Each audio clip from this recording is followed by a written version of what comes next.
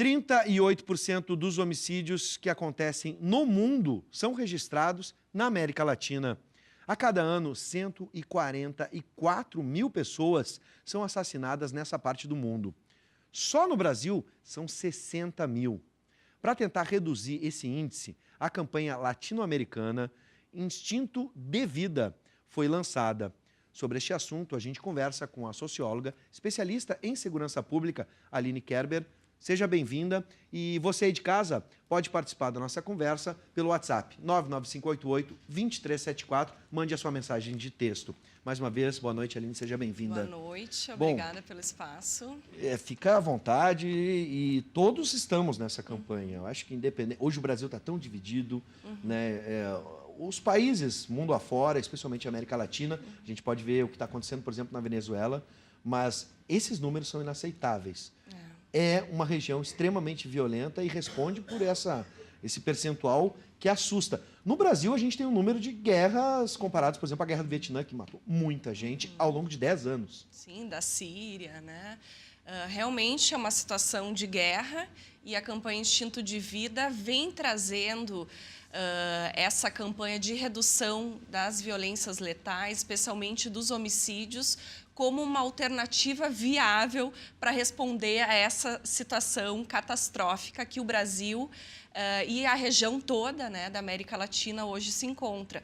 8% da população está nessa região, na América Latina, e temos 38% dos homicídios. Como tu bem falaste, a cada ano 144 mil pessoas são assassinadas nessa nossa região, né, na América Latina, e 60 mil no Brasil, que é campeão mundial em números absolutos de homicídios. No caso do Brasil, mas também na América Latina, a gente sabe que o tráfico de drogas é uma indústria muito forte.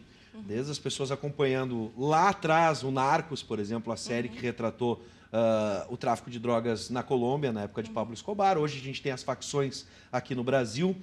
Isso, tu que é uma estudiosa e tem acesso aos números, essa seria o principal fator, ou um dos principais fatores, para que a gente tenha uma criminalidade e um elevado número de homicídios? Com certeza, a guerra às drogas, essa política fracassada que o Brasil também adotou, não funcionou e é algo que precisa ser revisto. Mas a campanha ela vai muito além disso e quer mostrar que é possível fazer e construir políticas públicas de segurança cidadã com base em evidências que podem impactar significativamente na redução sustentável de violência letal. Então, assim, tem vários cases no mundo, como tu falaste, na Colômbia, Medellín, Bogotá, Juárez, no México, em Nova York, nos Estados Unidos. Temos no Brasil também diversos cases de redução significativa e sustentável de homicídios, e a gente precisa mostrar essas evidências e falar a verdade para tomadores de decisão, para formadores de opinião, o que de fato reduz a violência. E o primeiro passo é mostrar que dados são esses, né? Que política pública, que arranjo se constrói para que, de fato, se construa uma nova política nacional e na região, na América Latina, de segurança cidadã. Bom, pelo que eu entendi, então, antes da gente dar uma receita ou prescrever algum remédio, né, para essa doença que a gente está vivendo, que é a violência e esse elevado número de homicídios na América Latina, a gente precisa diagnosticar primeiro. E aí vem algumas questões que, em cima das tuas pesquisas e do teu estudo, por exemplo, quais são as características desse homicídio? Onde as pessoas são mortas e em que circunstâncias? Porque, por exemplo, a gente vê, no caso da criminalidade, o latrocínio ganha as páginas de um jornal, especialmente quando atinge alguém da classe média. Mas, por exemplo, pessoas, agora há pouco tempo, aqui na Zona Sul, a gente teve uma série de assassinatos, quase uma chacina. Como tivemos hoje, essa noite, em Canoas. Em Canoas, aqui no Guajuviras. No Guajuviras, infelizmente, nós trabalhamos nesse condomínio, o Instituto Fidedigna trabalhou, então nós lamentamos muito essa chacina. E às vezes não ganham tanta repercussão, e a gente parece que não fica sabendo. São só os latrocínios, né, que ganham alguma repercussão. A gente não tem a dimensão dos 60 mil homicídios por ano. né? Esse dado não é trazido dessa forma, as pessoas... Há uma banalidade em relação à vida, né? E há também uma ideia de que bandido bom é bandido morto. E quem morre hoje, quem é assassinado no Brasil? São jovens do sexo masculino, pobres, de periferia, né? Então, assim, tem uma cara, tem um local onde isso acontece. E o primeiro passo da campanha é indicar política de segurança com foco nos homicídios, tem local e tem público específico. Então, temos que gerar uma política pública focal e não universal. A gente tem cases aqui próximos, por exemplo, Território da Paz seria um desses? Foi. Nessas zonas periféricas, por exemplo? Foi Guajuviras, aqui em Canoas, Matias Velho. O ano passado teve uma redução de 40% dos homicídios na cidade de Novo Hamburgo. Temos vários cases. Em São Leopoldo aconteceu há 5, 6 anos atrás também uma significativa redução nos homicídios. Então, temos políticas públicas, Diadema, em São Paulo. Sim. Essa política de endurecimento, a gente, por exemplo, tu citasse a frase que é bastante reproduzida, bandido bom é bandido morto. Né? Esse tipo de discurso, algumas figuras associam até mesmo a ideia de Jair Bolsonaro, né? Com uma ideia reacionária. Esse tipo de comportamento, a ascensão de figuras como essa estimulam, por exemplo, a ideia de se fazer justiça com as próprias mãos? E isso tem algum, digamos assim, um efeito colateral na sociedade? Sim, as pessoas legitimam essa invisibilidade dessas 60 mil mortes, né? E, de fato, as pessoas retroalimentam esse sistema, né? Essa política de segurança reativa, que não foca em prevenção. Então, a gente, com essa campanha, que é uma aliança latino-americana de 7 países, que envolve 40 organizações da sociedade civil, quer trazer, né, essa discussão de valorização da vida, de uma cultura de não violência, de gestão da informação para planejamento de políticas públicas, levando em conta que os recursos são escassos, né? Então, a gente precisa focar no que realmente é importante, necessário e é efetivo, eficaz e eficiente para a redução dos homicídios. Agora vamos para a campanha em si. Ela vai ser lançada em Porto Alegre no próximo dia 22 de agosto, né, popular terça-feira. Na ocasião será realizado um painel sobre estratégias relacionadas à redução de homicídios. Qual o foco? Dá para a gente adiantar alguns dos pontos, né? A gente está vendo agora um VT que fala um pouco desses números, né? Bom, enfim, como é que a gente pode entender a campanha nesse seu primeiro passo? Tá, esse primeiro passo, então, o Rio Grande do Sul, depois do Rio de Janeiro, é o primeiro estado que lança a campanha publicamente e chama para discussão prefeitos, governo do estado, autoridades policiais, especialistas de segurança e militantes do campo dos direitos humanos e da segurança cidadã. Então, a ideia é que no dia 22, a partir das 15h30, nesse evento exclusivo para convidados, aconteça um painel formativo para esse público. E aí vem a Ilona Zabo, do Instituto Igarapé, que lança o livro depois, no mesmo dia, ali no Vila Flores. A Carolina Ricardo, do Instituto Sou da Paz de São Paulo, Eduardo Pazinato, o Bortolotto, procurador do Estado. Então, o Ministério Público também está acompanhando esse processo. O Renato Dornelli, jornalista do grupo RBS. Então, a gente vai estar fazendo um diálogo de vários campos, né? Trabalhando no que é fator que previne homicídio, né? Que protege as vítimas preferenciais e que medidas serão possíveis de serem adotadas para, de fato, a gente pensar numa política de segurança cidadã no Brasil que salve vidas, né?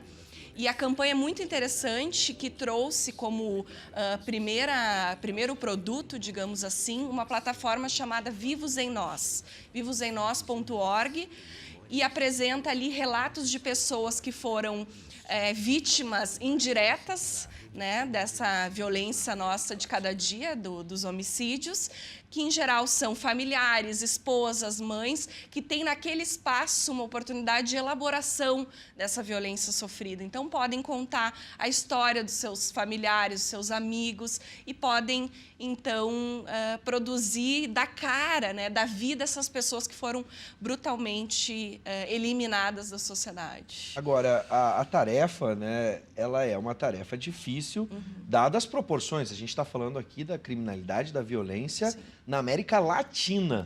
Né? E, para isso, precisa haver uma união de forças. Então, para você terem uma ideia, você aí de casa, né, o evento é organizado pelo Instituto Fidedigna, baseado em Porto Alegre, e pelo Instituto Igarapé, baseado no Rio de Janeiro, ou seja, há uma união de forças, 2 estados que nos últimos meses, ou talvez nos últimos anos, né, tenham tomado as manchetes com a violência e até mesmo o sucateamento de algumas instituições que estão ligadas à segurança pública, especialmente no Rio de Janeiro, com o caso da polícia, né, da Polícia Militar, aqui no Rio Grande do Sul, a gente passou por momentos de muita dificuldade.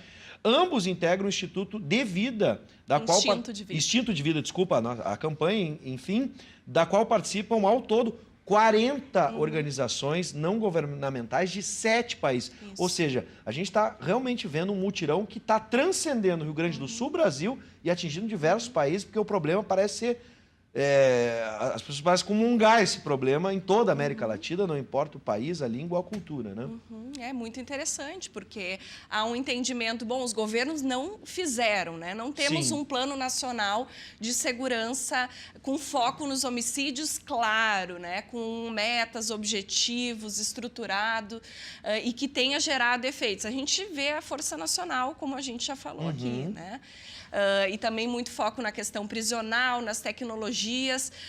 Então, assim, o Rio Grande do Sul vem como pioneiro trazendo essa campanha e tem aí um respaldo da política estadual, que é o SIM, o Sistema Integrado de Municípios, que trouxe, o governo do estado trouxe os municípios para dialogar em relação a compartilhamento de guardas municipais, tecnologias, informações, trocas de dados. Então, penso que a campanha Instinto de Vida, né, que vem estimular e trazer uma carta compromisso para os prefeitos e para o secretário de Segurança, pode ser um primeiro passo para que a gente estruture um plano estadual com foco nos homicídios, articulando aí os prefeitos, as guardas municipais e todos os outros entes envolvidos, inclusive a sociedade civil, que está se dispondo a realizar diagnósticos, né, e orientar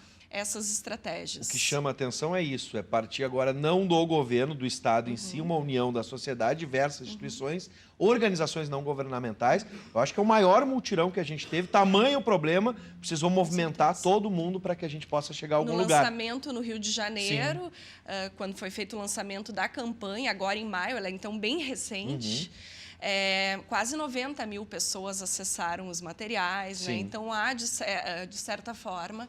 Bom, eu vou pedir para botar na tela, por gentileza, a gente tem a participação do Ezequiel, seja bem-vindo, Ezequiel. Lá de Nova Santa Rita, aqui pertinho, o Código Penal é que deve ser reformulado, do contrário é apenas enxugar gelo. Né? Essa participação do Ezequiel tinha uma propaganda ali de um candidato, o Ezequiel, a gente não pode fazer isso nesse momento, mas a tua participação é muito bem-vinda e aqui está a questão, ele acha que o Código Penal tem que ser revisto. Isso também passa por uma revisão do Código?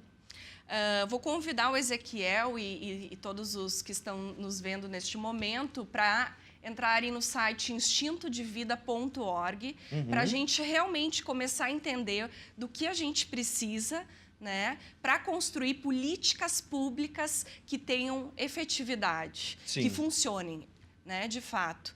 Mas, com certeza, esse é um debate, né, do endurecimento das penas, mas leis duras já temos as pampas. Né? Acho que agora a gente precisa construir políticas públicas focais e trabalhar com os agenciamentos da violência letal. São diversos aspectos, pelo menos na tua concepção, o código hoje ele é duro, como algumas pessoas querem, ele é rígido, extremamente rígido. Ele é extremamente rígido. Bom, para fechar, o painel também vai ter um evento cultural, né, onde vão ter um lançamento de livros como Drogas, as histórias que não te contaram e Travestis e prisões.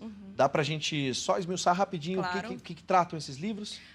O livro da Ilona Szabo, que é a diretora executiva do Instituto Igarapé, Drogas, as histórias que não te contaram, ela é uma ficção que vai falar sobre a cadeia de drogas, desde a produção até o usuário. É bem interessante, foi lançado também nesse ano pela Zahar. Ela foi coordenadora da Comissão Global de Políticas sobre Drogas. roteirista do filme Quebrando o Tabu, Sim. que fala da legalização da maconha, né? Uhum. E ela, então, é uma liderança nacional que tem trazido uma nova política de drogas no debate.